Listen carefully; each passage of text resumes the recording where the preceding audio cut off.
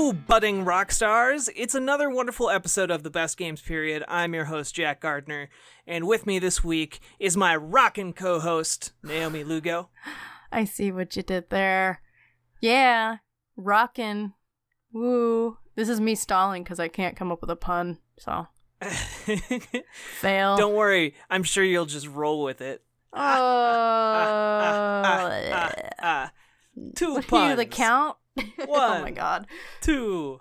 By the way, fixing a pun with the count does not work. It sure does. Or I mean, it depends on your perspective. I mean, what? Do you hate vampires? No, just puppets. What? I'm totally kidding. I don't hate puppets. They're fine. I don't know. That seemed like just plausible enough that I was like, what? You hate puppets? I don't hate puppets. What I do hate are mannequins, which I guess that's fair. Kinda mannequins and like those people who dress up in those giant puppet costumes. I kind of hate them. What's a giant? What constitutes a giant puppet costume? Like Disneyland characters, I guess. Oh, so like mascots. Yeah.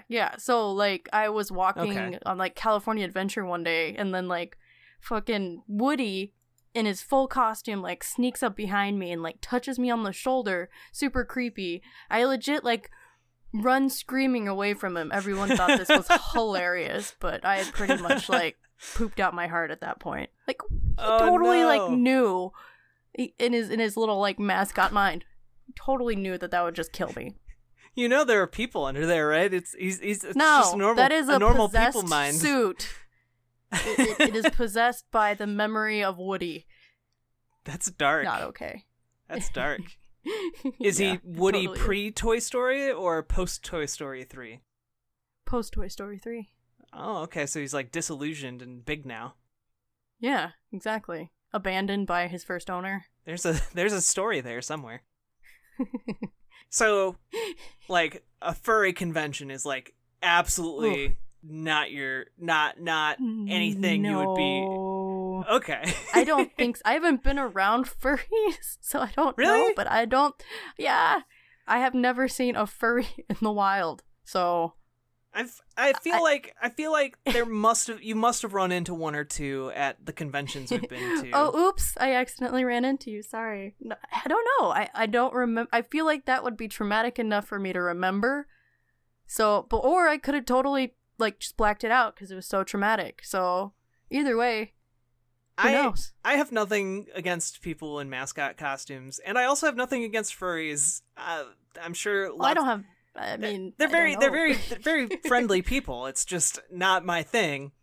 And they have a lot of dedication to their costumes. I mean, my God, that is some good work. Yeah. It just terrifies you down to the core of your being. Yeah. Well, I mean, it's like if you're in a store and there happens to be a giant Batman mannequin behind you. You don't get like a shivers feeling or anything. You don't get creeped out. Nothing. No. Oh, why would okay. Also, I'm pretty sure I'd be pretty excited about a life-size Batman display. I mean, you would think, but I don't know. I actually I have a fun story about life-size displays. So, okay. I used to intern at the Game Informer offices. And Game Informer, as you might know, is one of the largest video game magazines in the world.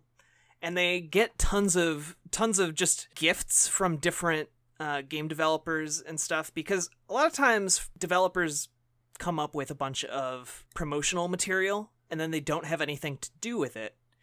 And so a lot of the time they'll just give away these things to people they know. And so the office has accumulated a lot of this just random crap. Some of it's really, really cool, like a life-sized Laura Croft statue or something like that. But back when I was interning there in Andy McNamara's office, and he's one of the head honchos there at Game Informer, he has a life-sized statue of Solid Snake from Metal Gear Solid 3. Oh my God, that's awesome. And is the butt like to form? Sorry, I have to ask. I would assume, because everything else is to form, so... it's impressive. Yeah. Got it. Yeah. One night, everyone had gone home, and there was a thunderstorm. Well, that thunderstorm triggered the burglar alarm, which called the police there, and the police got into a standoff with Metal Gear Solid Snake until they were able to establish that it was just a stationary statue and not an armed burglar. That's kind of amazing. And I just love the idea that in real life, Solid Snake got into an armed standoff just being a statue. That's so awesome. Oh, I mean, it's kind of perfect too, like as Solid Snake. Oh yeah. What's that noise? Hey, hold it.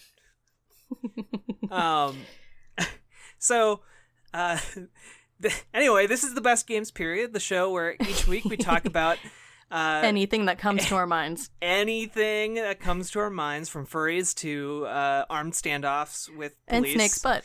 And Snake's butt. But mostly the premise of the show is that every week we talk about a game that we think is real good, and we argue and discuss and sometimes agree that about whether or not it is one of the best games of all time, if it belongs in video game canon, if you will. And we kind of make our cases for or against, and then we throw it on over to all of you all out there listening, and you vote on Twitter, on polls, and let us know kind of where you stand on it, and what we also love hearing your arguments for or against it. So it's all about the discussion and stuff, and that's the real value of this show, and being able to talk about things that are good. So, and that good old nostalgia, because we're talking about some of the greats here and some of the newer greats, new classics. Yeah. On that note, what did people say about Kingdom Hearts? All right, so Kingdom Hearts got a pretty solid lead in the yes category. 91% of you thought that Disney plus Final Fantasy equals best game period. Mm-hmm. And 9% of you said no, what the F is even going on in the story, which is totally fair. So it's a yes from our crowd, so yeah. I did notice a lot of people who didn't participate in the poll who were saying no as well. Just throwing that out there. And most of them had the opinion, the people who did say no were of the opinion that Kingdom Hearts isn't bad, it just hasn't aged particularly well. And I think that's a pretty fair assessment of the game. Yeah, that's definitely fair. Yeah. I mean, those controls are pretty obnoxious when you're trying to platform, and everyone knows that bad controls and platforming do not mix very well, especially when you're trying to have a good time. So, right. Fair. Yep. And with that, I don't know that there was any really big video game news this week. I didn't notice anything really. I noticed. I guess I noticed the last week we mentioned No Man's Sky's big patch was coming out, so I think that just dropped today. I think you are correct. And today is 7/24. Yes. For those who do not know. And then Pokemon Go got a new type of Pokemon, I guess. Let me explain before anyone goes crazy about that.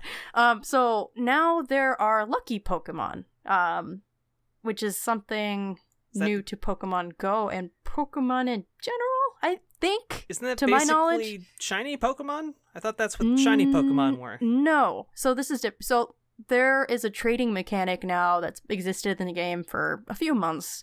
And so they kind of revamped that system, and now it includes the chance to get lucky Pokemon. And lucky Pokemon require less Stardust to level up. I think, and I can't remember all these buffs. I think they do have like a higher likelihood of just better stats in general. So yeah, so it's not like a new like color scheme or anything like that. Like they don't look different, but it's gonna help people who want to dedicate time to specific Pokemon, because Stardust is extremely expensive.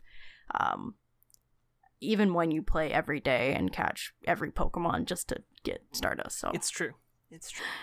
Yeah, I have a lot of Pokemon that I want to level up, and a ton of candy, but no Stardust. And I mean, I've noticed that the trading system has gotten a lot better. They actually have like a help center, which helps a lot now. So we're not just like, oh, I have no idea how this works. Let's just try to trade whatever. I wish you could convert candy into Stardust. Oh my god, wouldn't that be amazing? Because I really don't need 250 Pikachu candies. I'm good. I don't need the 700 plus Rattata candies that I have for some reason. Yeah.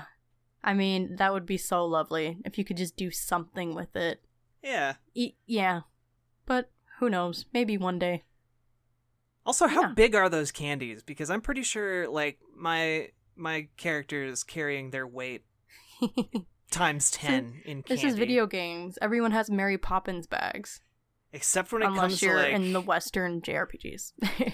True. Or Western RPGs, not Western JRPGs. Excuse me.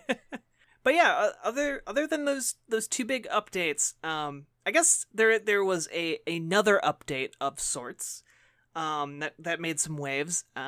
Dungeons and Dragons just released its Eberron setting for Dungeons and Dragons 5th edition, which is pretty exciting because that is kind of one of the biggest settings that they have had, and it has been absent from the current edition of the game.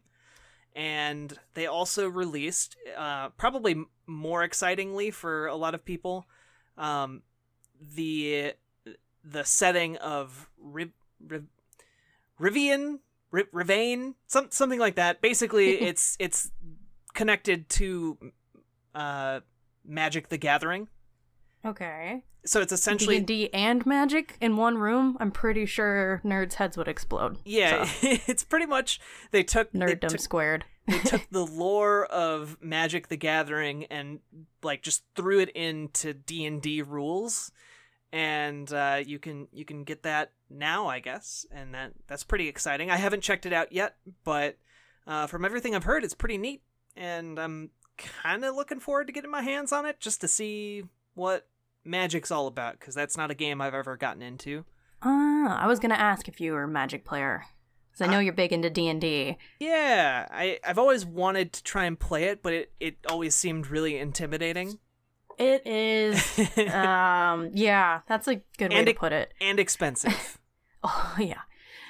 Yeah, you sink your time into the cards, sink your time into learning those cards, and then keeping updated with those. Yeah, it's pretty expensive. I used to play a lot, but I kind of don't anymore. I had some pretty cool ocean black decks that I loved, but I mean, yeah. Okay. Yeah. And on that note, also... clean segue into when you are all listening to this. It will be Monday of that week, presumably of the week it comes out, because I know you all have to listen to this show as soon as it comes out. The second it comes out, yep. But on Wednesday, so 2 days, or if you're listening to it, after Wednesday of that week, then it doesn't really matter because it's out. I will be having another podcast coming out called We Wanted Adventurers. I find it... I need to, really emphasize... We Wanted Adventurers! We Wanted Adventurers. Yes. It's hard to emphasize that second is it we wanted... they're wanted adventurers? Or is it we wanted adventurers? This is a command. One. No, okay, it's like we wanted heroes, but we got these guys. Gotcha. Okay. It's kind of that kind of a vibe. All right. Okay. Basically, it is myself, Marcus Stewart, friend of the show, and 2 other friends of mine who have not appeared on podcasts before, Kevin and Alex. And I act as the DM, and we play a game of Dungeons and Dragons completely live. It's unscripted, and whatever happens. And so far, it has been a wild ride. I think the first the first couple episodes are going to be released on Wednesday, so you can kind of listen to basically what amounts to the setup episode that kind of describes the characters and the setting a little bit, and then their first attempt at an adventure. And I will just throw out there that one of the characters ends up losing their pants. So Of course. That's how you know it's a quality adventure. So... And I heard that Sir Marcus has a pretty fantastic character. Is this correct? He has... I don't even know how to describe it. He has one of the most fantastic characters that alternates between being both lovable and... I would almost go so far to say evil, but... Despicable? It's not even despicable. It's just like... Man, that was cold. That was cold. All right. Okay. So... Anyway, I'm super excited about it. We've been working on it as a group for the since last November, actually. So it has been a long road to get us here, and we finally have all the pieces in place, and I'm super excited to put it out, and hopefully you all tune in, and hopefully I enunciate myself clearly enough that you can all understand me when I talk. Yeah, I am very excited, and I hope you all enjoy listening to it as much as I enjoyed making it. And with that said, that very long plug is done. Heck yeah. Go listen, guys. It'll be amazing. Also, you can find the Twitter account at WeWAD, WEWAAD _podcast on Twitter.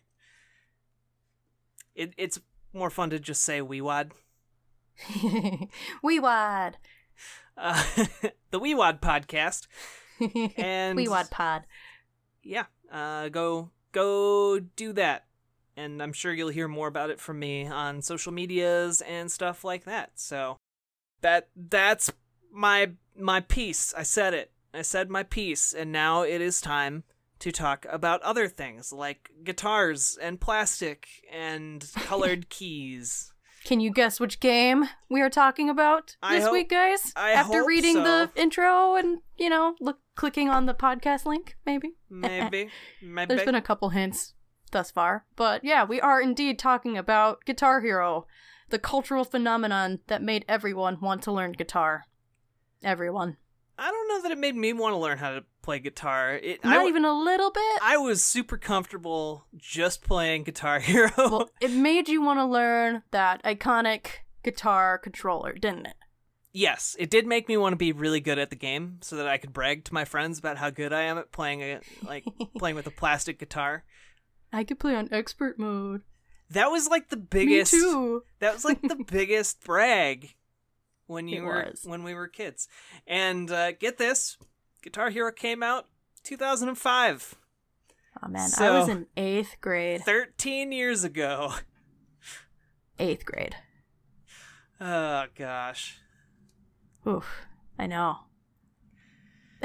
Whew.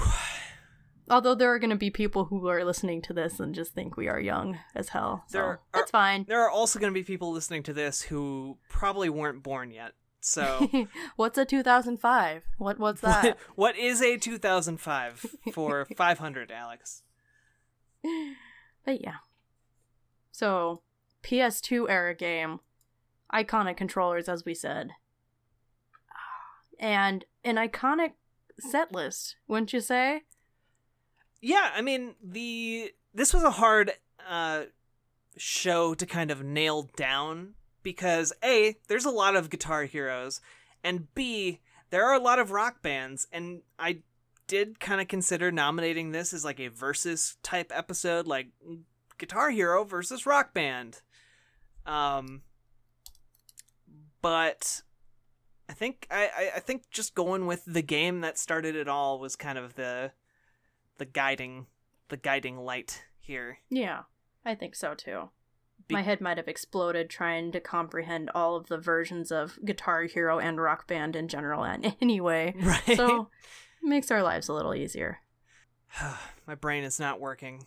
It's stalled. Come on, brain, wake up! It's stalled out. Wake up! It's stalled out. Well, I mean, I keep on going back to this controller because I really think that this game wouldn't have been as nearly as successful as a series without it.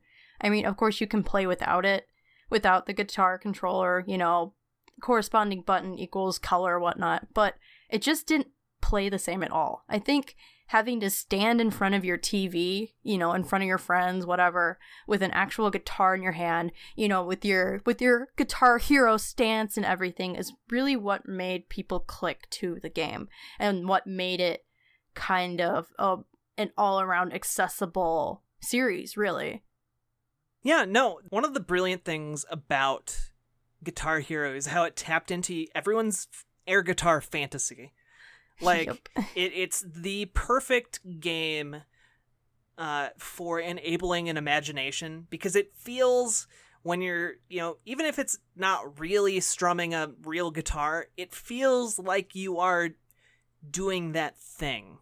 You are standing there and you are hyper-focused on the music. Yeah, and I think that this game has some of the most perfect opening tracks to facilitating that sort of fantasy, like yeah. Smoke on the Water. I mean, is there any other song that people like first learn that is like the song? I think I even learned how to play the first chords on, and I don't play guitar like at all. Like, yeah. Everyone learns those chords when they're learning guitar. It's just how it is. So yeah, I think it definitely, like, you kind of, the way it's structured is you have these different sets that you play, right? It's like 5 songs or something like that, and you progress throughout, and it's like different genres, but ideally they get a little bit harder as you go on. Yeah, I mean, it was spread out from like the early 1970s to like right up until Guitar Hero came out. So you had stuff like, again, Smoke on the Water, Iron Man by Black Sabbath, and then all the way up to Take Me Out by Franz Ferdinand, which was a great introduction for me to Franz Ferdinand, because that song is great. And my history teacher at the time actually used it to teach us about the assassination of Archduke Franz Ferdinand. The actual Franz Ferdinand. Wow. Yeah. Yeah, I was excited to see Queens of the Stone Age on a game. And then it was also awesome to see them, of course, with David Bowie and then a little bit of Pantera in there. Boston, you know, it's a nice mix. I do think they definitely played it a little safe and, you know, stuck with the hits, of course. Later on, they have a bunch of kind of random songs from a little bit more indie artists. But, I mean, these songs just seem to make sense. I mean, you have, like, Stuck on a Feeling, and like you said, Iron Man. Like, those are songs that are just facilitated with iconic rock music, you know? Yeah. Like, you can get really into those songs. You can really get behind Jimi Hendrix, you know, and pretend to be this god, because not only are these songs known, but they're known for a reason. They're super powerful hits. You don't have to like all the songs, and I definitely don't, but, you know, I can still have fun just being in the air of that song. Well, and that's kind of the incentive to get through the game and unlock those higher tiers, is because you want to you want to reach those songs that you really like. So you play the songs you aren't super into to get to the ones that really excite you, you know? Yeah, I think so. Yeah, for sure. So it is really laid out in a brilliant way to kind of facilitate your natural desire to progress into more difficult songs. And then it also kind of, when you want to go up a higher difficulty tier, you can always go back to those songs that you really, really liked and try and get, you know, that perfect score or that perfect run. Yeah, and there's easier songs that you can practice on, you know. If you want to start doing hard, you can go to the really easy, super simple songs, or there's the ridiculously complicated just walls of notes that you have to just suffer through. But yeah, which Guitar Hero games did you get to play, and which one was your favorite? Or was the first one of your favorites? Well, so the first one was definitely one of my favorites. I thought it was just mind-blowing at the time. Like, I I was able to get it and play it, and I felt like my eyes were opened. And one thing a lot of people don't know about me is that my musical taste was very stunted. I didn't really get into music until I was in high school. Like, otherwise I just listened to whatever was on the radio, and I didn't really feel like I had much agency in, like, what music was playing. And so when I was able to start playing Guitar Hero, that was when I was like, oh, these songs are songs that I like, and I can listen to them as many times as I want and also play this sweet game. And so it was, for me, it was like a formative musical experience and also a formative gaming experience. So I, like, the first one obviously is really near and dear to my heart. I think the second one probably has the strongest track list out of all of them. Okay. And I largely for me, it's like, I mean, it had Freebird, so like, yeah. Obviously there are other songs that are great on the Guitar Hero 2 track. Nope, that's it. That's the only song. but when Freebird comes on, you're just like, this is just so rock and roll. I don't know. To me, it's like it is the ultimate concert fantasy song. Yeah, definitely. It definitely is. Yeah, so the first Guitar Hero game I actually played was Guitar Hero 3. Okay. And then I played, I think it's Guitar Hero World Tour, and then I kind of played the various other ones, you know, here and there after that. But those are the ones that I played when they came out. So, yeah, like, I totally get that you almost, like, owe some of how you were formed musically to the first Guitar Hero because it exposed you to it. So I had always grown up with music. Like, I had a pretty diverse pool of music that I was exposed to. You know, I was the kid who got, like, an iPod from my dad, and, you know, he put a bunch of random stuff on there. Everything from, like, 90s hip-hop to The Smiths to Van Halen, which I still don't like. But yeah, I was just exposed to a lot of different types of music, and I loved that.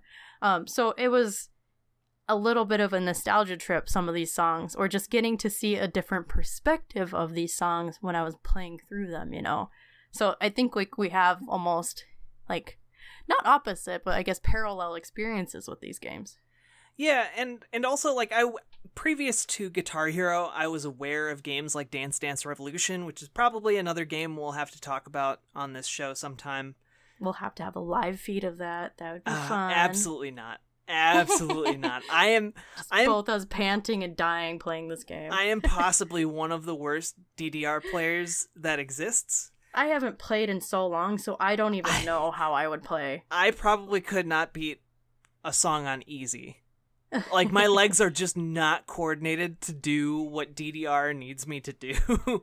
Yeah, I have bad knees. That's my excuse. But the thing with DDR for me was that the music all seemed very one genre-y. Like, it was all kind of fast-paced, cheery bop music. And maybe that's not accurate, because I'm terrible at DDR, so I didn't spend a whole lot of time playing it. But Guitar Hero's music just seemed much more my style and, like, much more accessible, I guess. Mm-hmm. Which I think contributed to its huge upswing in popularity. Oh yeah, like, it had something for, well, not everyone, but a really big span of people. Like, you have the classic rock nerds who are just going to be so stoked to hear this music again. Got a little bit of hipster vibe there with, like, the stuff like the Franz Ferdinand, Queens of the Stone Age. Then the metal with Pantera, Slayer, stuff like that. So they covered a pretty big range. They even have some punk in there. I mean, it's obviously not the hardcore stuff, but it's there, you know. Yeah. Yeah. Like, another thing that I think was really brilliant was the design of the controller. Specifically, I really think that the whammy bar is something that really made really helped make the instrument feel real. Oh yeah, like you felt like a god when you could just do the whammy bar and you got the long notes, you know? Yeah. Like you can master both of those. Yeah, and I honestly think that the Guitar Hero controller is one of the most perfect controllers ever designed, which is probably like a silly thing to say. But for its purpose, it was incredibly good. And I definitely think so. I don't think I liked any of the controllers that came after it. Like, aesthetically, the Rock Band controllers I think looked better, but I don't think they played quite as well, and I can't really pinpoint why that is. But it was a really great machine, and I think ultimately the iteration and the continual pushing of these controllers is kind of what did this subgenre of musical games in, because people didn't want to buy another 3,000 guitar instrument collection to play a game. Yeah, and like I've said, at least to people I know, I'm pretty sure like everyone has a Guitar Hero controller like in their garage. Like you can always find them at garage sales. Oh yeah. I'm pretty sure I could find one right now in my house. Like I'm pretty sure. Like 95% sure. So yeah, I mean like this game sold ridiculously well. It reviewed ridiculously well. Like it got perfect scores from a number of different professional outlets. People bought this game in droves, and like it was able to put like quotes like the best rhythm game ever made on the box and things like that. So I mean, do you think it got that kind of hype because people weren't expecting that? Because I feel like it came out of nowhere.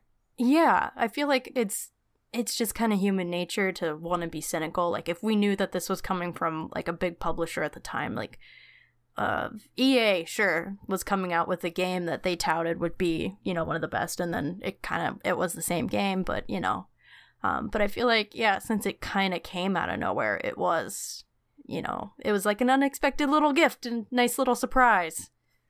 Yeah, I mean it was basically the how do I put this? Like the developers looked at Konami. They had a series called Guitar Freaks, which was a game in arcades, and they were like, let's make something like that but for, you know, consoles. And they managed to do this really simplified, elegant controller, and they sold it at like a relatively reasonable price, and it sold like crazy. And then the ability to have, you know, people play together in future versions of the game meant that people who already had the controller could like use it again with their friends, and it was awesome. The problem kind of came in once the generation shifted from PlayStation 2 to Xbox 360 and PlayStation 3, and then everyone had to buy all these guitars all over again. And at that point, Rock Band then came out, and everyone also had to have a drum set and a microphone, and then the drum set Pro came out, and you had to have all of the pieces of the drum set, and also 2 guitars and a microphone. And then, you know, obviously we leaped another generation, and so if people at that point, I think people just got like they weren't going to pony up for all of those accessories again on another system, and that was kind of the downfall of this entire genre. Oh yeah, and then we had oversaturation. You know, it picked up steam, that's for sure, and we had so many different versions. Like there was the mainline games, Guitar Hero 1, 2, 3, World Tour, blah blah blah. But then there was like Guitar Hero Metallica, Guitar Hero Guns N' Roses, Guitar Hero, I can't even think of all of this. Yeah, and it just became. It really became uncool, you know? as cliche as that sounds. Like, even coming into this podcast, before I did my research and actually, like, went back into the game, I didn't really want to talk about it, you know? Like, I was like, oh, Guitar Hero, pff, whatever. But then, like, thinking back on it, like, yeah, I had a lot of fun playing this game. I dedicated a lot of hours trying to get better at this game so that I could play, you know, Raining Blood by Slayer on hard. Like, so that there's something special there. But at the same time, it became so a part of the mainstream, and there was just so much of it that it wasn't as interesting and unique anymore, you know? Yeah. And people already talked about it at the proverbial playground, and yeah, it was just done. I mean, ultimately, I think what ended up, like, the model that ended up surviving was the Rock Band model, where you know, Harmonix can just release new tracks for that game forever. And they will make money on it, and that, I think, is perfectly fine. I kind of wish, you know, maybe not in the near future, but maybe when the next series of consoles come out, we can see a slight resurgence of this kind of game, because I miss it. I miss all the fun that I had playing Guitar Hero. And the great thing is I can still break out. I still have a dusty controller, you know, plastic guitar in my closet somewhere, and I can bust that out and play some Guitar Hero 2 and 3. But it's sad that it kind of went downhill so quickly, but I do think that the Guitar Hero series really delivered some, and Rock Band too. Like, I guess this is kind of turning into just like music game hour.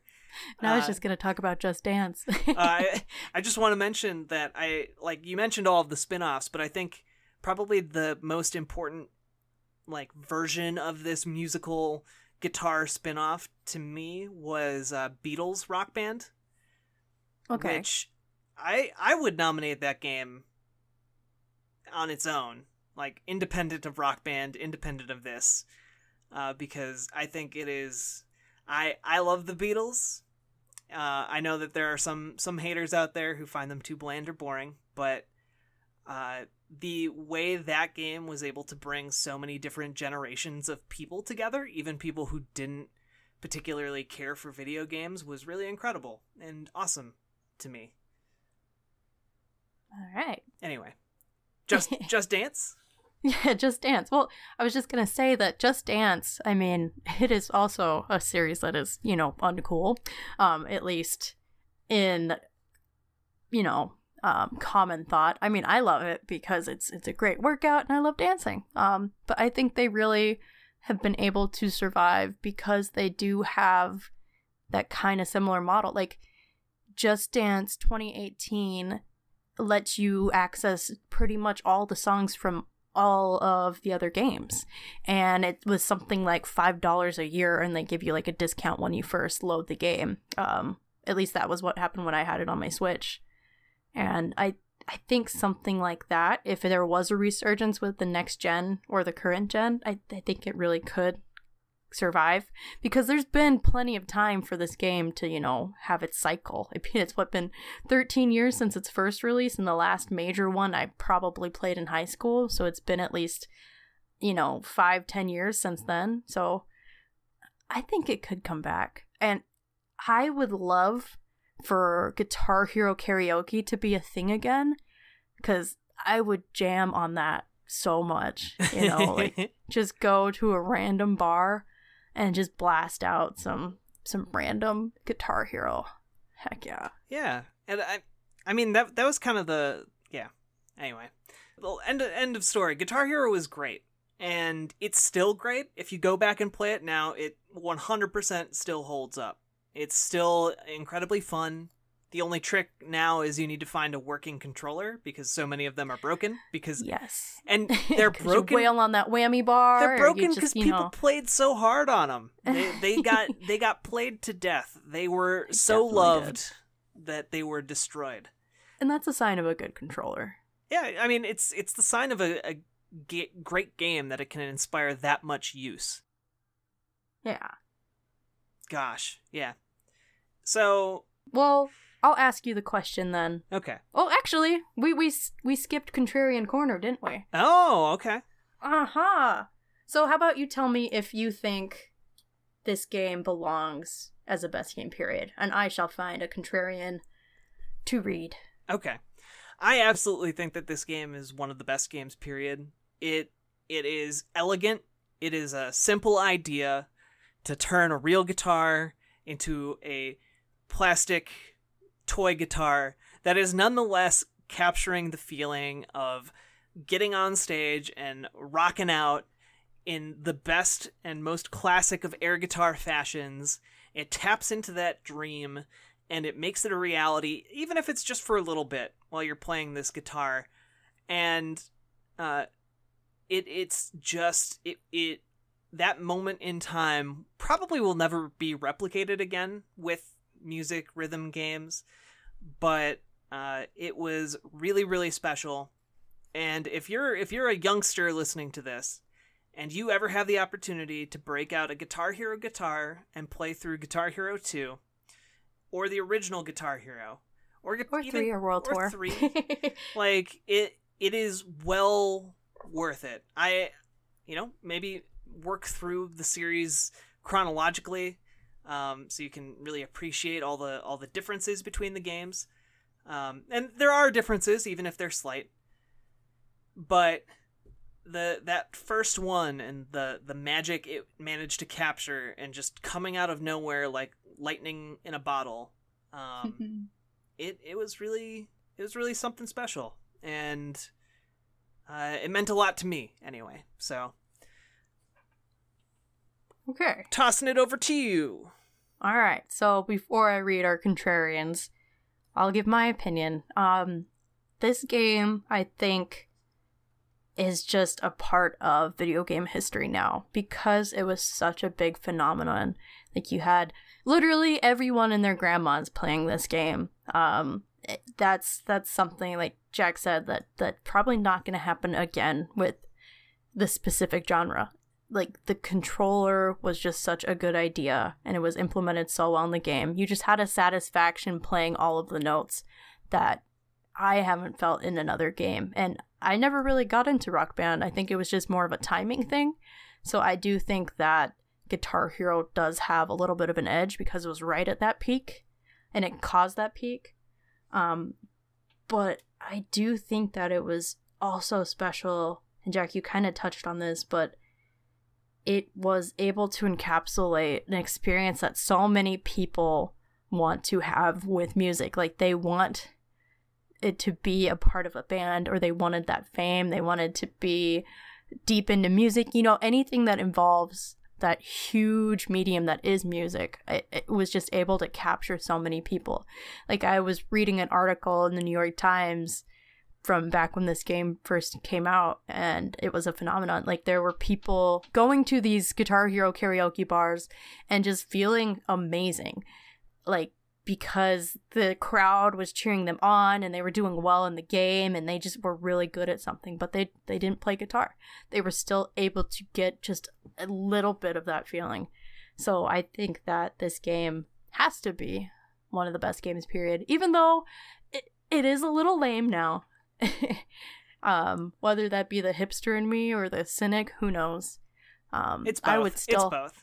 Yeah. I mean, I would still have fun, like, if I had a Guitar Hero party or something, by myself. You just pretend like you weren't having fun. Like, I couldn't. No, I couldn't possibly.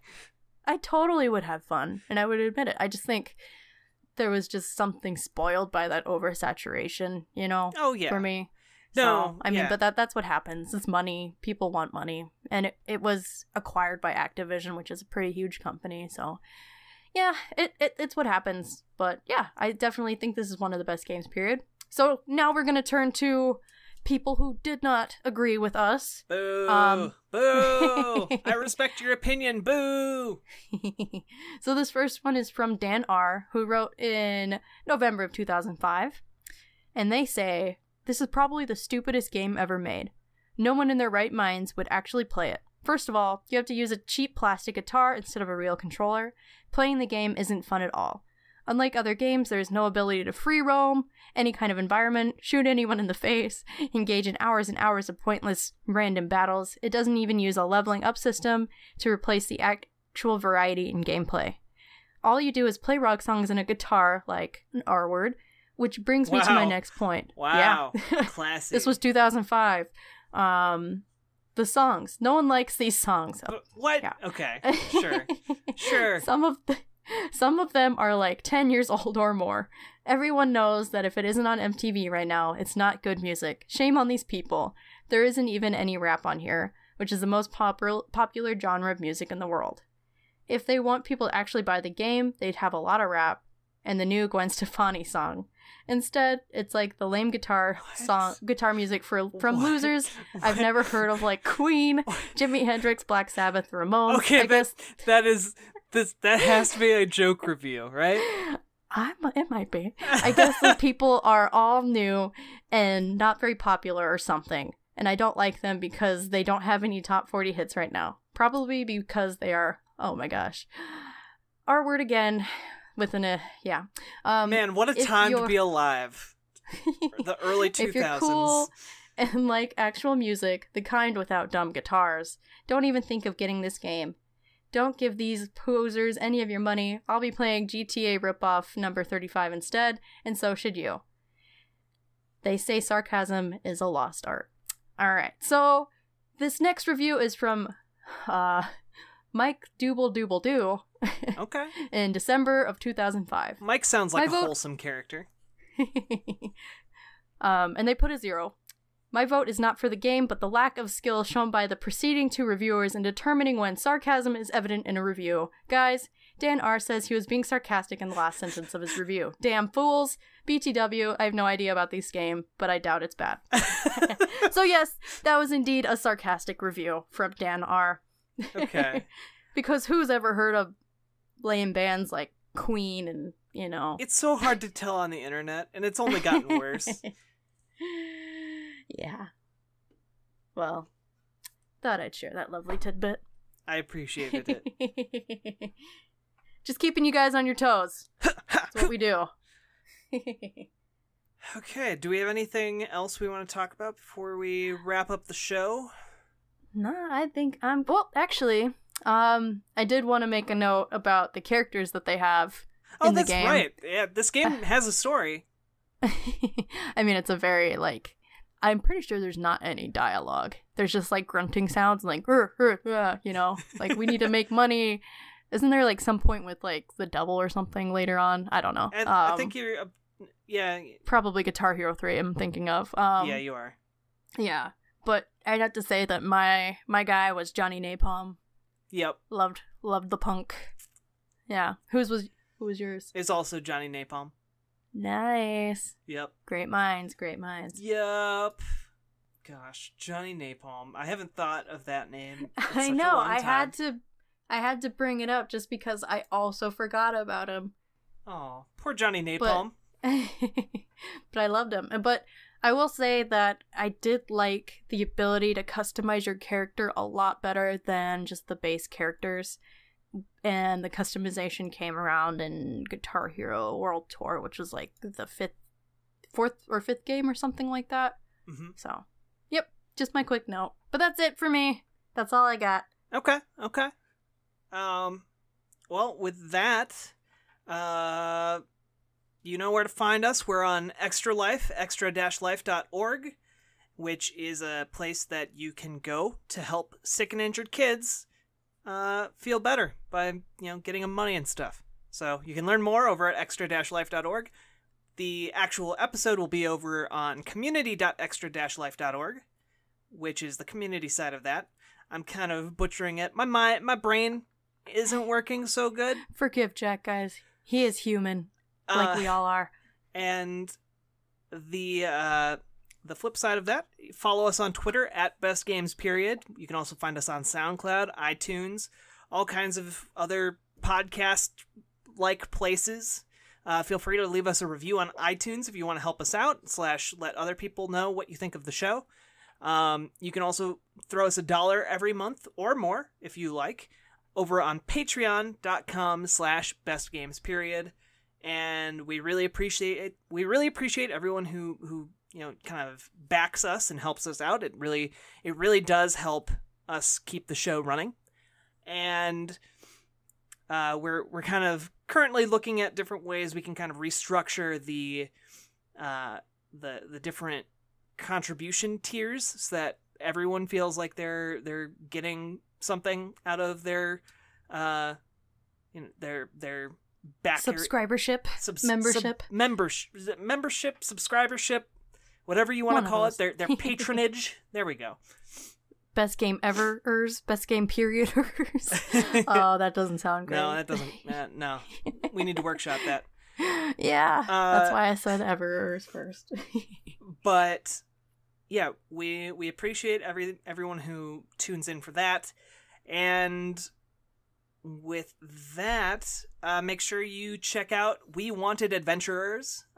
It's a really fun podcast, and hopefully at some point we can change the name of the show so that I can pronounce it better, or I guess I could pronounce it just Adventurers. We wanted those. Or you should just put like the echo effect behind your voice anytime you say it. That way it sounds super epic no matter what. Yeah, that's a good idea. And with that, I guess we'll be back next week with a exciting episode about Dream Daddy. Oh yeah. Bow, bow. I can't wait. And then maybe we'll have a super special episode on Patreon soon, too. So I have a good idea that it might actually be there. Woo! I got the insider scoop. Woo, woo. All right. With that, we'll be seeing you next week on the Flippity Dippity.